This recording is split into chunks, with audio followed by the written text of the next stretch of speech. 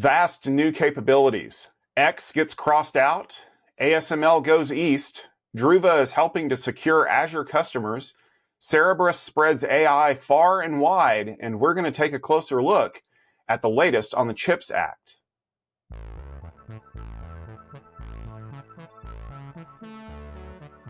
Hello, everyone, and welcome to the Tech Field Day Rundown. My name is Tom Hollingsworth, and I am your host. And joining me, of course, is my co-host, Mr. Stephen Foskett. But before we get into our usual witty banter, we wanted to take a moment because eagle-eared viewers may have noticed in my intro, I used a different name for our weekly podcast here. This is now the Tech Field Day Rundown. Stephen, why is it the Tech Field Day Rundown now? I don't know. This is the first I'm hearing of it, Tom. What's going on here? You know, I must have typoed it whenever I typed up the show notes. I guess we're going to have to go back and re-record this whole intro. No, we actually, so we have big news, breaking news.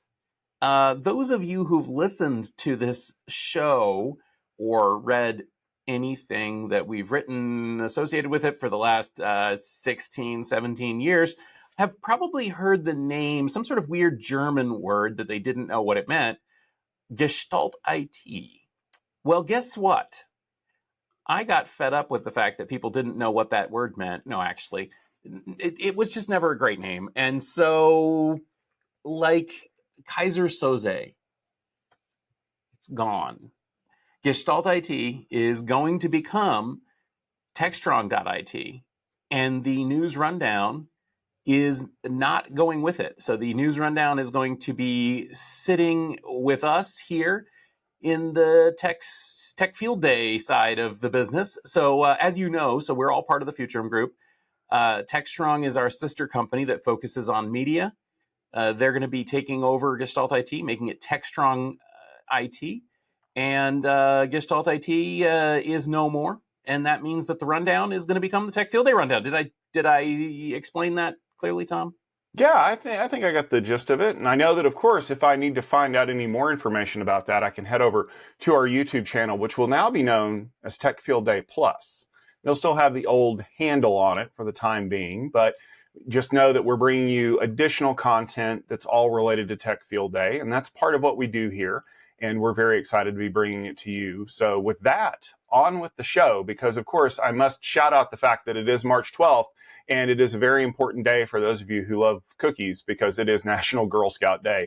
So go out and find one of those entrepreneurial young ladies and help her meet her cookie goals. And remember that the serving size for Thin Mints is exactly one sleeve, which is half a box. But if you're maybe looking for something a little bit more savory, it is, of course, also National Baked Scallops Day, which I'm not quite sure how those two things go together. But the good news, of course, is that we have a great lineup of news that goes very well together with just about anything, whether you want cookies or scallops or possibly even something vegetarian. And we're going to jump in with a great story about a friend of Tech Field Day, and that would be our friends over at Vast Data, because a few weeks back they introduced an event broker to ingest real-time events, replacing a Kafka cluster. They also added block storage support, making their platform truly unified. Today, they're adding a whole raft of additional features to build real-time RAG pipelines with proper access control. Now, Stephen, given that you are the one around here that focuses on storage and AI, we thought it would be awesome to give you the chance to react to this news from our friends over at Vast. Well, thanks, Tom, and thanks for saving the news for me. As you mentioned, version 5.3 came out a couple of weeks ago. That's the next rev of the Vast operating system. Now, many of you may be familiar with Vast, but if you're not, let me give you a little bit of background. So Vast is part of this current crop of next generation storage solutions. Essentially, as has happened every decade of my career, everybody in storage realizes that what was going on before it ain't gonna work going on in the future. And so they all kind of get together and start a bunch of new companies and develop new storage platforms that do everything different and actually pretty much better.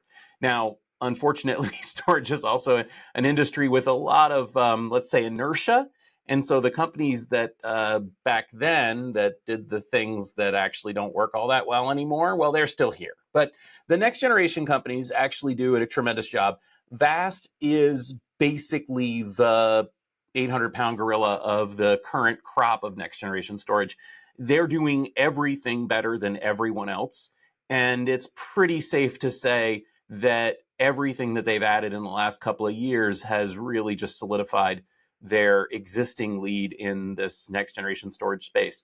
Vast is essentially the storage platform of choice for AI applications, for next generation applications.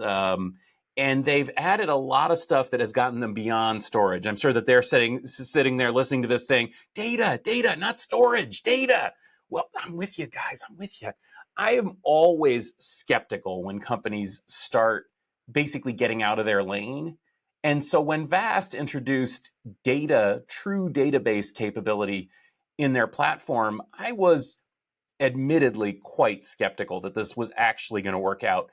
Well, it's actually worked out really well. The Vast database platform has enabled the company to basically do the same for data, real, honest to goodness database data that they did for file storage. And now with this release, they've got block storage as well. So they had object, they had file, they've got block, they've got actual true database access. As mentioned, they've got a real-time event broker. It's basically replaces Kafka. It's API compatible, kind of like some of those other things. They're S3 compatible, that sort of thing. Well, this one, essentially, instead of having your own fidgety and ridiculous Kafka cluster for real-time data, you can just point it at your Vast and say, go to it, and the thing just does it. Now, they've expanded that with, as I said, block storage. So they're using NVMe over TCP. This is a native capability. It's not just what some unified arrays in the past have done, which is basically, no kidding, this is how they do it, basically making a real big file and then pretending that that's a virtual drive and then letting you kind of access it block-wise, but you're actually not. It's actually just a file in the file system. Well, Vast doesn't do that. What they're doing is they've created a first-class actual file semantics, a new kind of element within the whole Vast system. It supports everything you need. It is high performance. It's flexible. It supports VMware. It supports OpenStack Cinder. It can scale. It's a really nice, honestly, a really nice block storage offering. And as mentioned today, March 12th, they're adding serverless triggers and functions, vector storage and retrieval, fine-grained access control, and enabling their database, which is another kind of personality of the Vast system, to support RAG applications. So you can actually have, you can combine this with the Kafka, you can have real-time data coming in. The Vast platform will just handle it for you. You can then present that in a vector database semantics to a RAG application and do real-time queries against real-time data. It's pretty solid stuff and pretty impressive stuff from the folks at Vast. So essentially, Vast has done what very few other companies have achieved. In fact, I can't think of somebody who's actually made the leap from storage to true data in this way. And they just keep stepping on the gas. It is pretty impressive stuff. And we're going to keep an eye out. A little birdie told me that they're going to have more announcements later this month. So we'll be reporting on that on the Tech Field Day Rundown probably next week or the week after. If you had trouble getting into X Twitter this week, you're not alone. The social media site experienced issues throughout the day on Monday. The anonymous aligned hacking group Dark Storm, sounds like the next Marvel villain, took credit for the distributed denial of service attack that forced the servers offline. According to reports, the attackers were even able to bypass the initial efforts to move X services to Cloudflare to blunt the onslaught of packets. The group also took to their Telegram channel to refute attempts to link the attack to nation states. Sounds like somebody's a little peeved with X Twitter, other than me. Yeah, actually, if you read the statement from Darkstorm, they specifically said they are very peeved at the people who run the site formerly known as Twitter, because something government, something fascists. That's what they said in the announcement. So it's really funny. And shout out to Wired, who did a really good kind of analysis on this. So here's what happened. Sites like Twitter are designed to basically take a lot of traffic, right? Like we've seen Twitter buckle before under load during things like the Super Bowl. I mean, everyone who was on Twitter back when we still called it Twitter is they remember the fail whale when the system got overwhelmed. Well, one of the ways that they were able to fix that problem is they front end most of their servers with Cloudflare access, right? So Cloudflare is basically a giant proxy server for everything else on the internet. Yeah, except the Darkstorm guys figured out that there were some backend servers that were not fronted by Cloudflare that had some problems. They were not secured properly with access control lists, like only accept connections coming from Cloudflare. And so they hit those really hard and knocked them offline. And it took probably, I think they said 5 or 6 hours for the engineers over at the X building to figure out what was getting hammered and to nail it shut, as it were. So that was kind of embarrassing. Anybody that tried to jump on Monday figured that out. What was even more embarrassing, though, was when the CEO of the company came out and said, "Oh, well, this attack came from Ukraine." Now, I am not purporting to be a genius by any stretch of the imagination, but I do need to educate the CEO of the site now called X, Mr. Musk. The first D in DDoS stands for distributed, meaning not from the same place. Because as an engineer, if I saw all the packets that were hitting my network coming from one area, say one country, I would create an access control list that would just block all the traffic coming from that country, and I would solve my problem in 10 minutes instead of 5 hours. However, if the traffic was actually coming from a multitude of places, say a bunch of DVRs and security cameras that had been compromised as a botnet and was being launched through CNC servers through an anonymous aligned group who prides themselves on not only staying hidden, but by distributing their resources to the point where it's almost impossible to take them down. And a group that purports to be backers of another nation state that is currently under fire from people that are trying to wipe it out of existence, that is not Ukraine.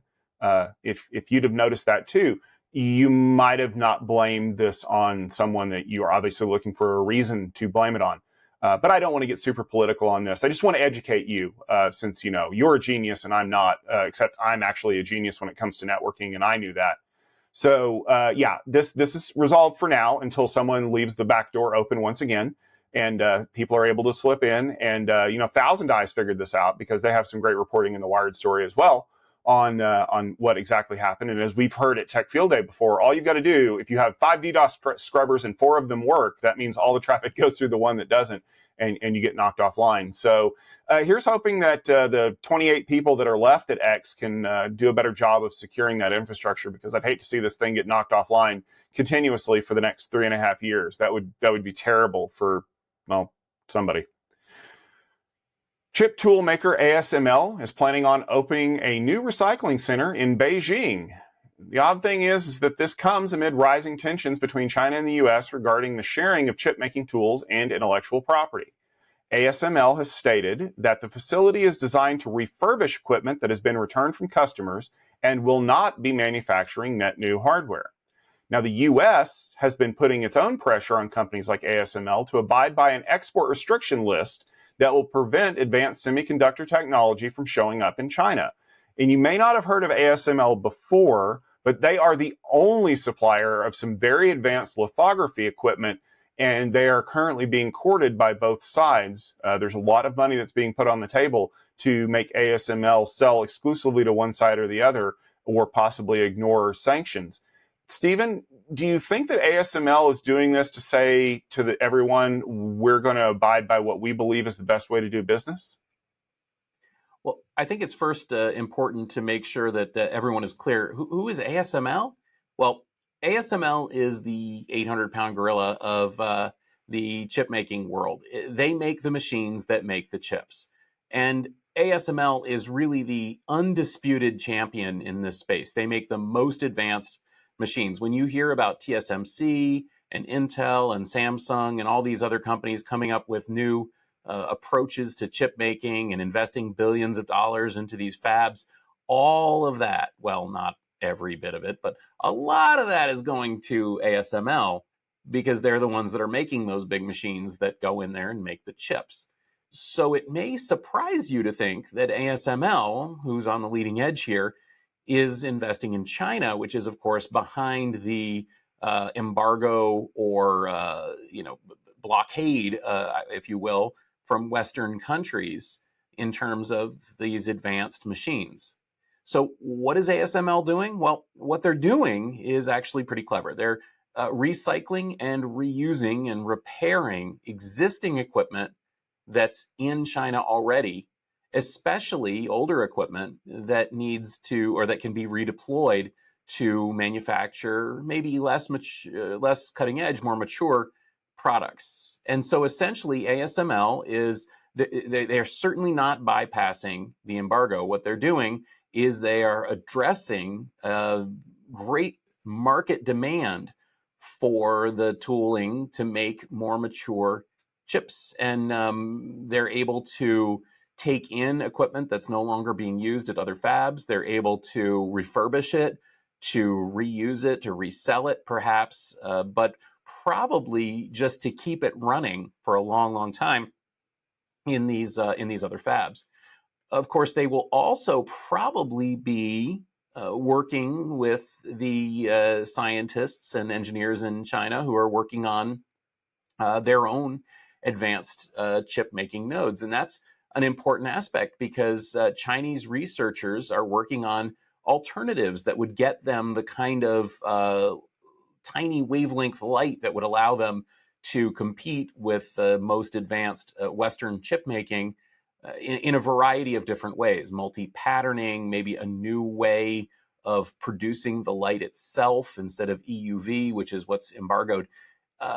They're also heavily leaning into these mature process nodes that, frankly, many of the Western companies have given up producing, but are still incredibly important to the world. In fact, the news is that Chinese fabs are actually ramping up production of mature process node chips that are used to make all of those other chips, not the cutting edge stuff, the latest iPhone processor or the latest GPU, but all the other chips that we all rely on every single day.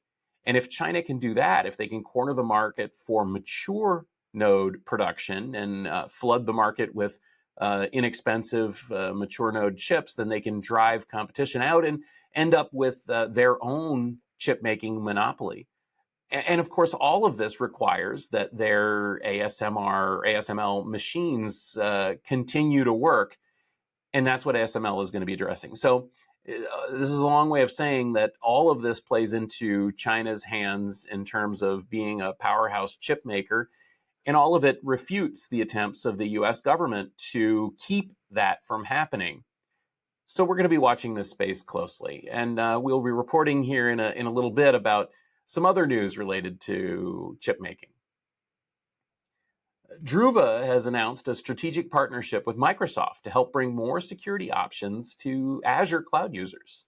Druva has a suite of cloud-focused tools to help protect data, including global dedupe, unified security views across all platforms, and the scalability to help manage growing workloads. The Druva Data Security Cloud will soon be available in the Microsoft Azure Marketplace to help provide ease of installation for customers looking to increase data security. Tom, we've worked with Druva many times over the years with Tech Field Day. It's exciting to see them moving forward. It is, and I love the fact that they're kind of rebranding this as a cloud security suite and not just backup and disaster recovery. That's something that the industry, this part of the industry, has been going through probably for the last 18 months, is this pivot away from BCDR to data protection, to really calling it what it is. And I think that the value here is that the Azure Marketplace, Amazon or the other guys, the Microsoft Azure Marketplace inclusion. Because think about this, when you are going out and you are trying to stand up net new servers, you need to be able to do everything to them from the beginning, right? Like Microsoft has done this for years with Windows. It's like, oh, you want to preload an antivirus on it, you want to preload Microsoft Office on it. That way you have all the productivity tools you need right away. And I think that having the ability to have maybe like a marketplace pop up and say, oh yeah, well, we're noticing that you're not running any, data protection software. Here are the strategic partners that we partner with, and Druva now would be one of those that pops up. And I think that's a great way to kind of create, if not a de jure secure by default installation, maybe a de facto one. Because, if you stand it up and you immediately are told, hey, it'd be great if you install these things, or if you're a company that already utilizes Druva and you know that it's just 1 or 2 clicks to get that suite put down on the server so that you're protected automatically, that is a huge step up, because we know that we have talked for years about some of the leaky situations that other cloud providers put themselves in, like S3 being insecure by default. And that's problematic. Plus, what happens if I get that thing online and then something catastrophic happens and the server gets knocked offline, or something gets deleted, or worse, encrypted?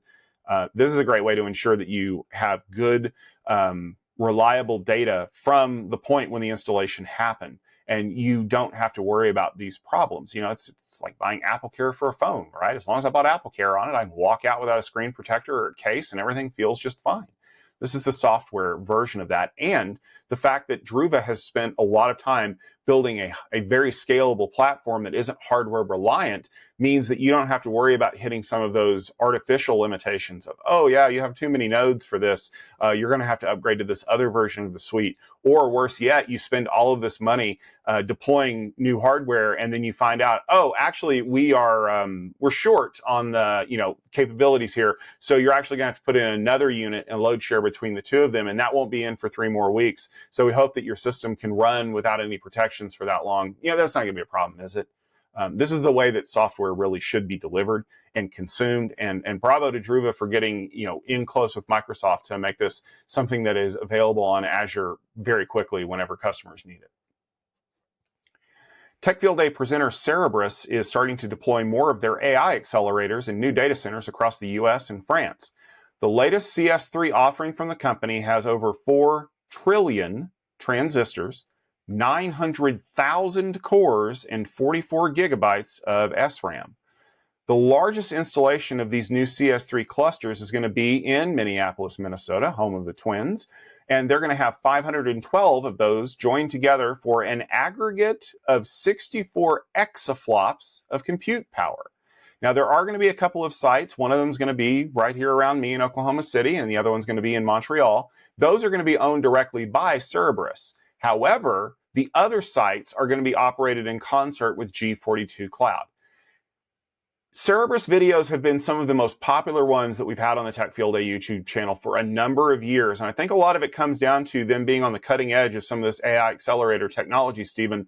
Do you see getting these AI accelerators into more data centers as a way for Cerebras to kind of lift their customers up and kind of give them more horsepower? Well, this is a pretty clever move by the company, I have to say. One of the challenges, or one of the surprises to me in this AI market, is that accelerators haven't been more popular.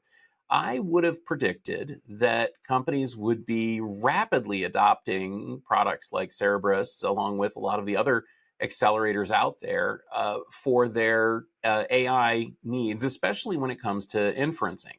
So as a reminder, we hear a lot about the supercomputers that are used for training AI, and those are really impressive clusters, typically of NVIDIA hardware. But inferencing happens everywhere on all sorts of different platforms. Surprisingly, to this day, most inferencing is still happening on NVIDIA. In fact, it's happening often on a lot of the same hardware that's used for training. And the reason I say that's surprising is because that stuff's pretty exotic and pretty expensive and pretty hard to maintain. Many companies, notably Intel, have created really compelling inferencing accelerators, and many of those have not really found the traction that we would have thought.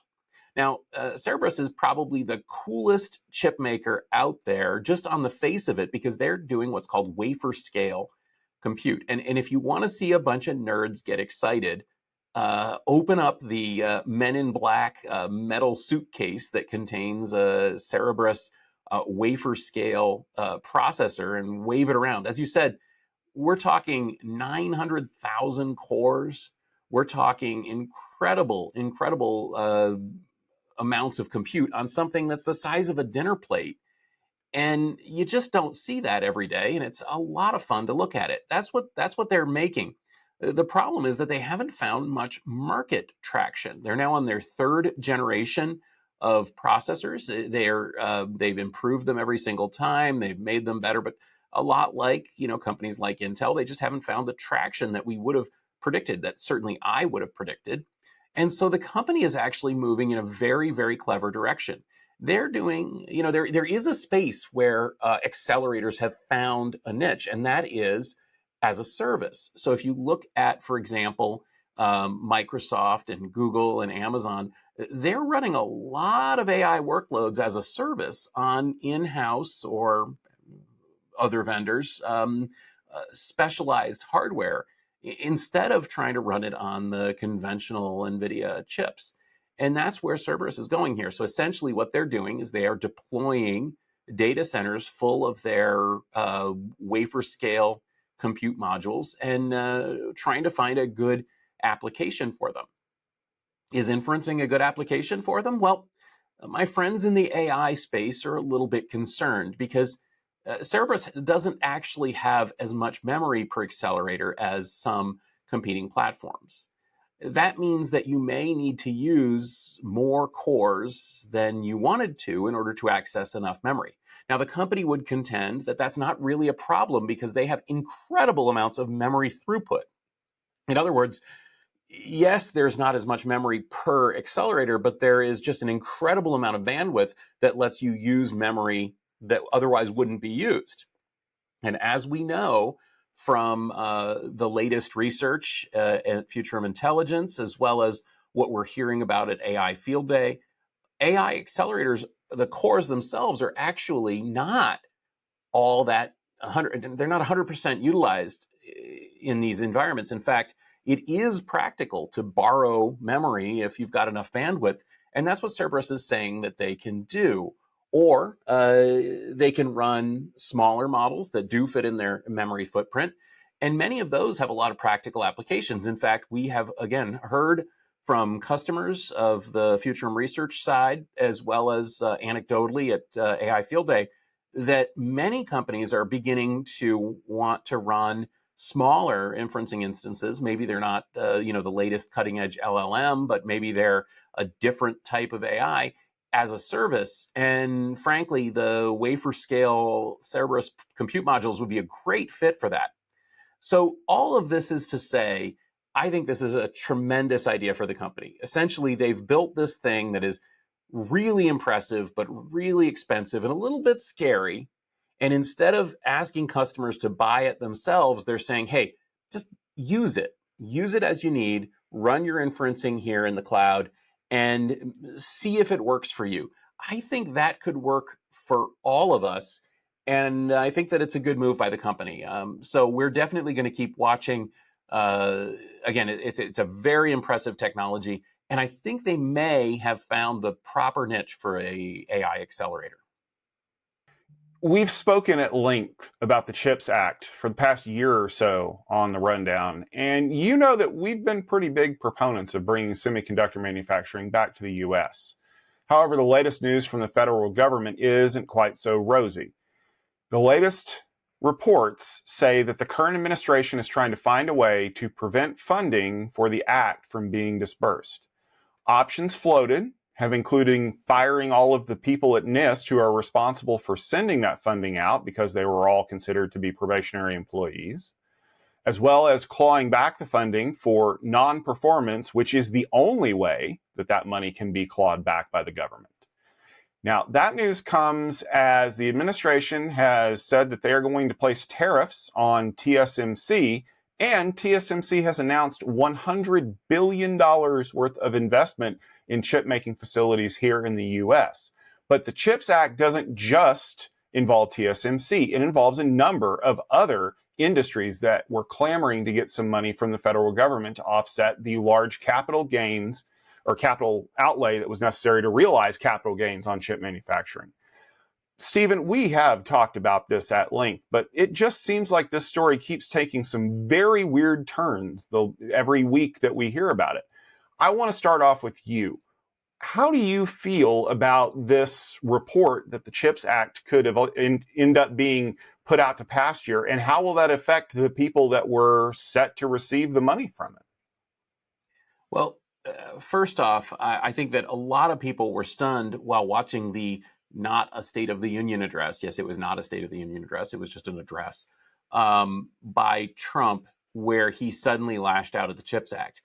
And among those who were reportedly stunned were the senators and representatives, Republican and Democrat alike, in many of the states where that money was going to be dispersed. In fact, that includes a lot of deep red Republican states that would very much like to receive that funding and have those jobs and have all that stuff built out.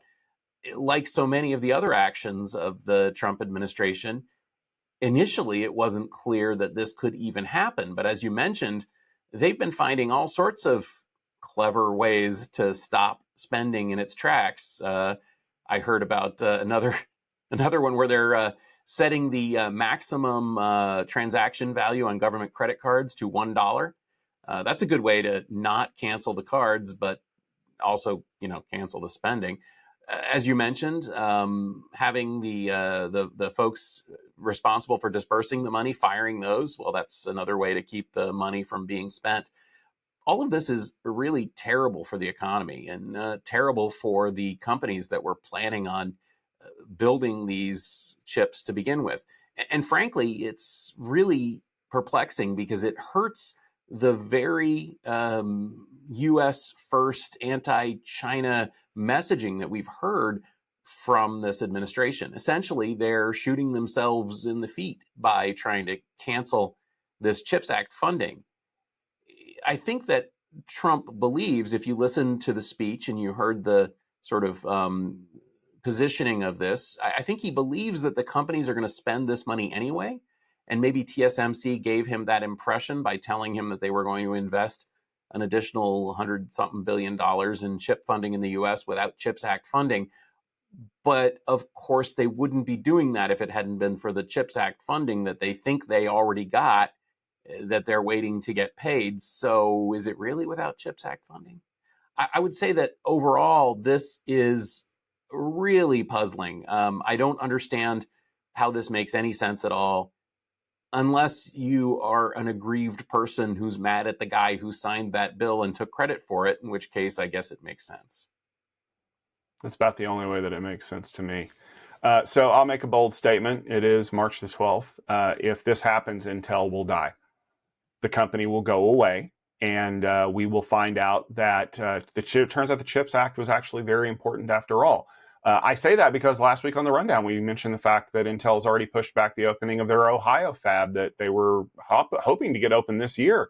It's now not going to open until at least 2030, if not later than that, because, well, yeah, Intel's going through some financial issues right now. But remember, as we've said repeatedly, you don't just bless people with CHIPS Act funding and then tomorrow there's a new dollar store on the corner. Like, you have to build these facilities.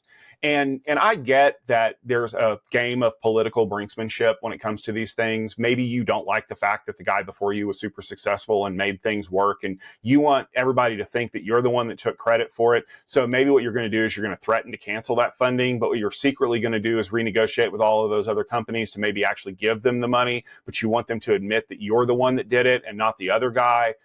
I mean, that wouldn't happen, right? Because that's being really stupid with funds that were already allocated legally by legislative body, and we wouldn't want to violate the Constitution around here because that's bad.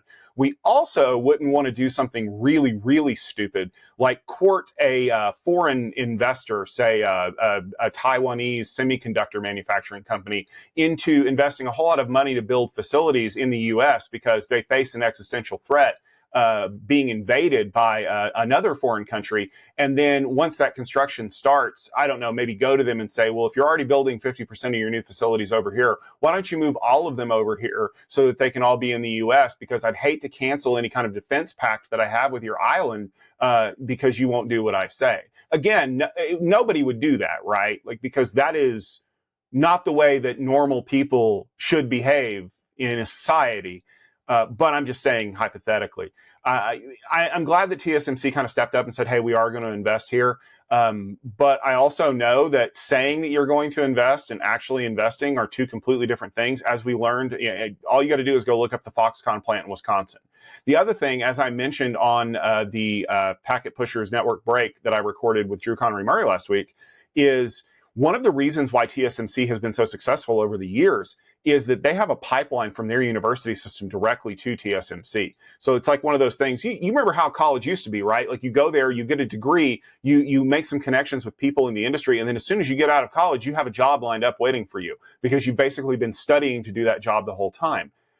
One of the things the CHIPS Act was supposed to provide was that kind of funding for that kind of education. Because I don't know about you, but in a lot of the places where these facilities are being built, they're not exactly known as tech hubs. They're not exactly known for the kinds of education that are required for things like, ultraviolet lithography and stuff like that. So you're going to have to skill those people up, or what you end up with is a whole lot of people that live near the facility where it is now being imported into another country because, well, they're the only people we have that can run these things. And I know that we said we were going to have a lot of jobs for you because that's what the whole point of this act was. But really, if we don't have the money to train them, we don't have a lot of jobs for them. Maybe they can sweep the floors or put things in boxes and do kind of manual labor. But the really smart people are the ones that we're training already.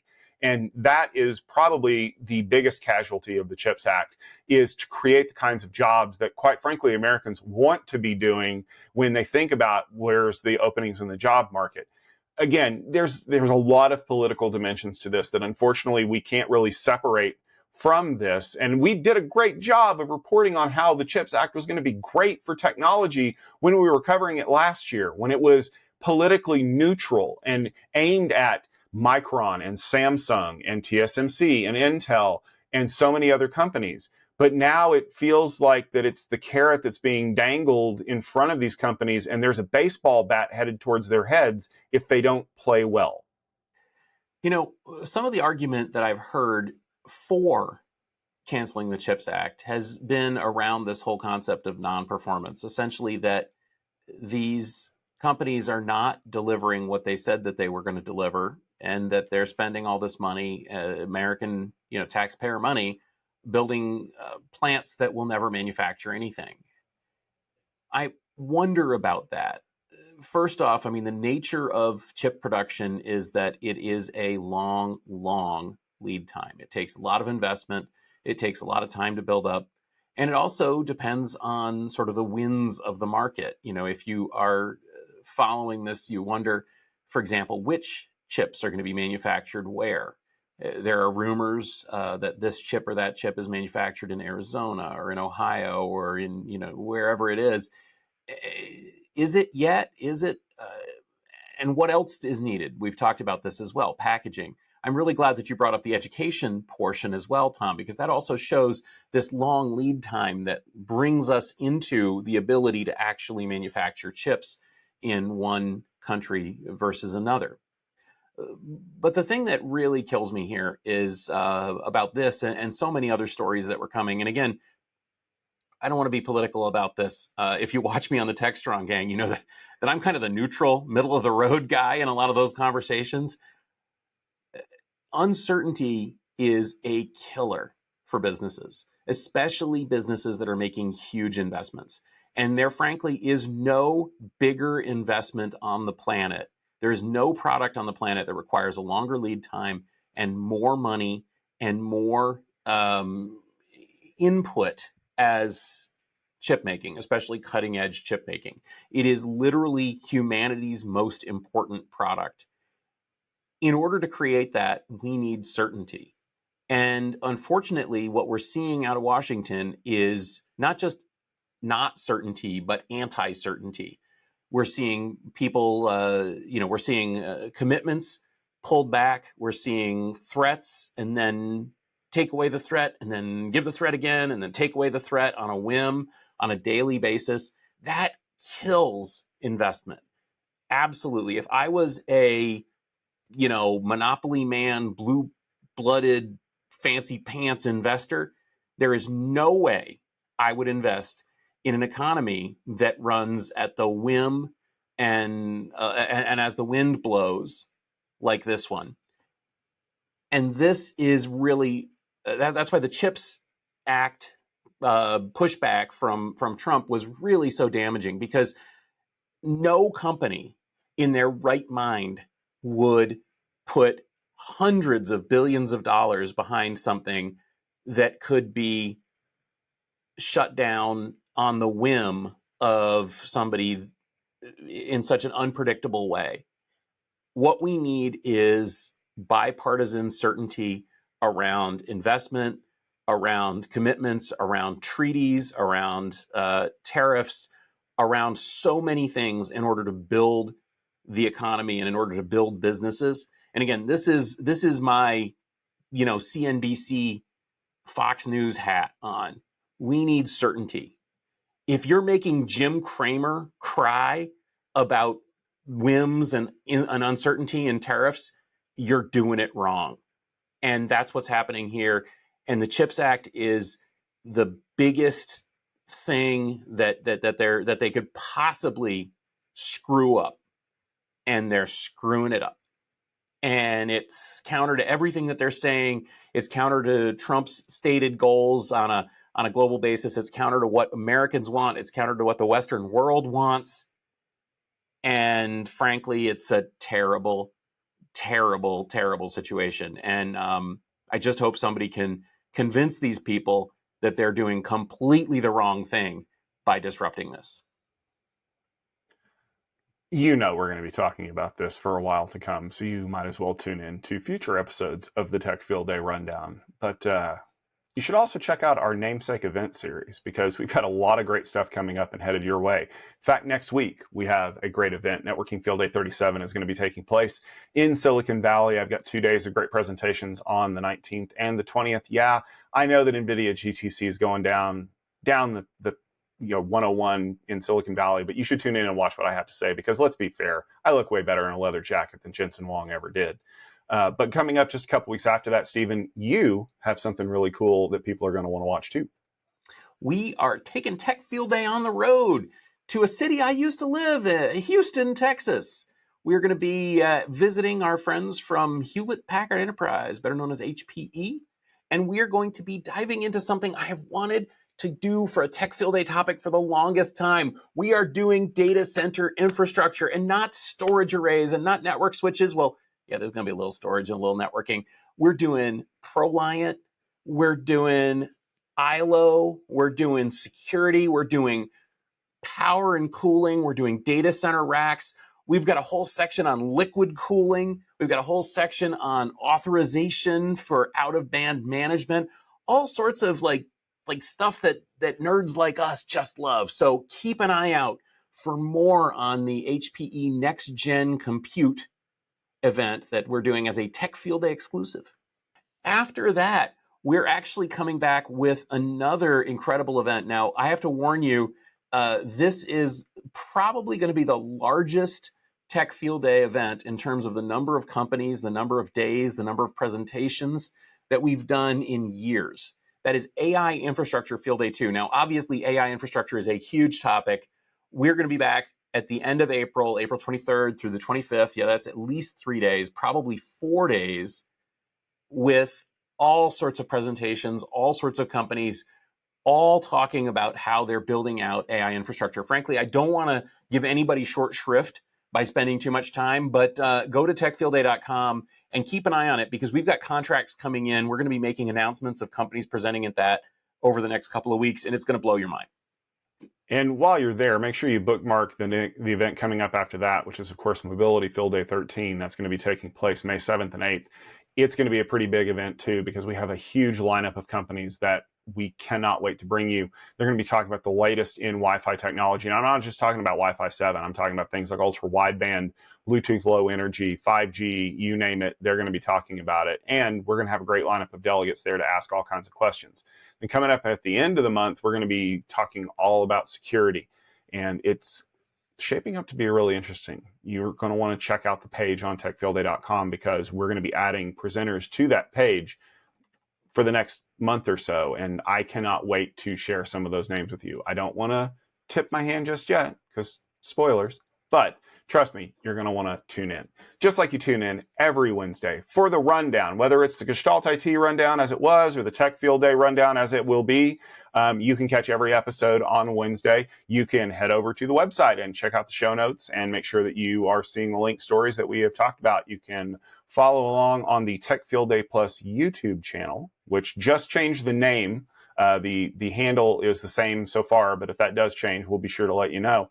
And of course, look for your favorite podcast feed. If you're already subscribed, then there won't be any changes. You'll just start getting the new podcast. But if in the future, if you want to find us, look for the Tech Field Day rundown and you won't miss it. And if you do subscribe to us there, leave us a rating and review because we love to hear what you have to say. We love to hear your feedback. We love hearing that this is your favorite way to get the news because Stephen and I put a lot of effort into putting the right amount of snark on the news and not going full snark because nobody should ever go full snark.